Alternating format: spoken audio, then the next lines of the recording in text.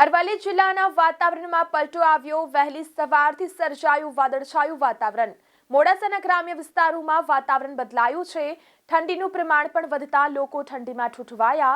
વાદળછાયા વાતાવરણને પગલે પાક ઉપર પણ ખતરો ઊભો થયો છે। તો પાકમાં રોગચાળાનો ઉપદ્રવ થઈ શકે છે। તો જિલ્લામાં 1.50 લાખ હેક્ટરમાં ઘઉં, ચણા, બટાકા પાકનું વાવેતર કરવામાં આવ્યું છે। વાતાવરણ પલટાથી ખેડૂતોની ચિંતામાં વધારો નોંધાયો છે। અરવલ્લી જિલ્લાના વાતાવરણમાં પલટો આવ્યો। વહેલી સવારથી સર્જાયું વાદળછાયું વાતાવરણ। મોડાસાના ગ્રામ્ય વિસ્તારોમાં વાતાવરણ બદલાયું છે। ઠંડીનું પ્રમાણ પણ વધતા લોકો ઠંડીમાં ઠૂઠવાયા। વાદળછાયા વાતાવરણને પગલે પાક ઉપર પણ ખતરો ઊભો થયો છે। તો પાકમાં રોગચાળાનો ઉપદ્રવ થઈ શકે છે। તો જિલ્લામાં 1.50 લાખ હેક્ટરમાં ઘઉં, ચણા, બટાકા પાકનું વાવેતર કરવામાં આવ્યું છે। વાતાવરણ પલટાથી ખેડૂતોની ચિંતામાં વધારો નોંધાયો છે।